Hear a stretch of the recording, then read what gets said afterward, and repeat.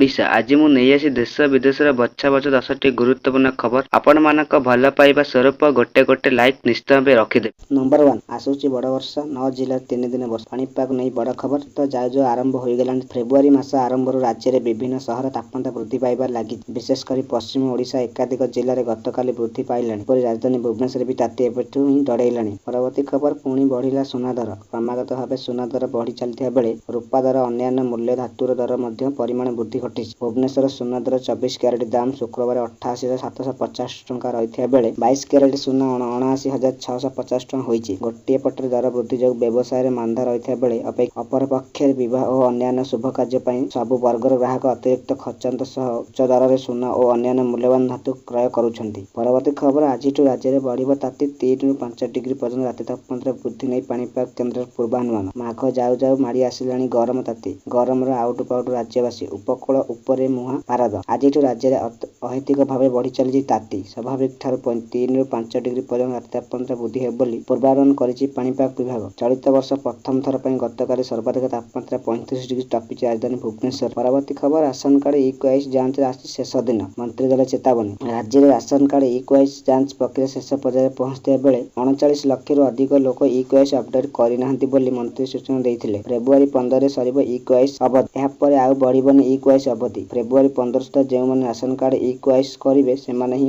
ना कटाଯିବ। परवर्ती खबर रथयात्रा हेब श्रृंखलित। उत्तरा छकरू पुरी लगे सीसीटीवी कैमेरा। आसंता जून 27 रे पुरी रे विश्व प्रसिद्ध रथयात्रा अनुष्ठित हेब। रथयात्रा श्रृंखलित तथा व्यवस्था भाव आयोजक करने राज्य पुलिस पक्षर एबेठार प्रस्तुति आरंभ होईची। शुक्रवार भुवनेश्वर डीजीपी कैंप ऑफिस रे एकांत क्रम प्रथम प्रस्तुति बैठक अनुष्ठित होईथिला। परवर्ती खबर कमुची हीराकुद जलभंडार स्तर आगक आहरी उत्कट हेब आशंका। ओडिशा लाइफ लाइन कुहाଯାଉଥିବା महानदीर अवस्था एबेठू संगीन धीरे धीरे कमुची। पानी सुखी सुखी जाउची उपर मुंड ओडिशार महानदी प्रवेश पथ झारसुगुड़ारू छोड़ारे वर्तमान आंठे उच्चरे पानी। एही समय आगक सुआखोड़ारे अकातकात पानी रही थाए किंतु पानी कमी चलुवा चिंता प्रकट करुछंती चाषी। परवर्ती खबर बजेट पूर्व आसिला इकोनॉमिक सर्वे रिपोर्ट। बढ़िला मुंड पिछा आय। बजेट पूर्व आसिला अर्थनैतिक सर्वे रिपोर्ट। 2025-26 फाइनान्शियल ईयर ओडिशार अर्थनीति आकार 9.5 लाख कोटी टंका हेबो बोली आकलन करा जाय, जहा प्राय 113 बिलियन अमेरिका डॉलर अटे। 2024-25 मसीह राज्यर अर्थनैतिक अभिवृद्धि हार वास्तव 7.2% रहे बोली आकलन करा जाय। परवर्ती खबर अंधार 31,000 अंगनवाड़ी केन्द्र। प्रभाती परिडा राज्य अंगनवाड़ी केन्द्र शोचनीय अवस्था संपर्क आज विधानसभा सूचना देइछंती। उपमुख्यमंत्री प्रभाती परिडा राज्य 21,486 अंगनवाड़ी केन्द्र निजस्व गृह नाई। ए संपर्क श्रीमती परिडा विधानसभा लिखित उत्तर रखिछंती। या छाड़ा तांको तथ्य अनुसार 31,456 अंगनवाड़ी केन्द्र में विद्युत संजोग नहीं। परवर्ती खबर 17 बजेट व्यय बड़ा 3 लाख कोटी छुईबार आशा। विधानसभा बजेट अधिवेशन गुरुवार आरंभ होई। आसंता 17 अर्थ विभाग दायित्व थिबा मुख्यमंत्री गृह में बजेट उपस्थापन करिवे। आसंता आर्थिक वर्ष पई बजेट आकार 3 लाख कोटी छुईब बोली आशा करा जाउ। 2024-25 आर्थिक वर्ष बजेट 2.65 लाख कोटी टंका छुईथिया बेले 2025-26 आर्थिक वर्ष बजेट 3 लाख कोटी टंका हेबो बोली अर्थनैतिक विशेषज्ञ मत दैछंती। परवर्ती खबर देश में बढ़ुची जीटीएस आक्रांतों संख्या। 10 जीवन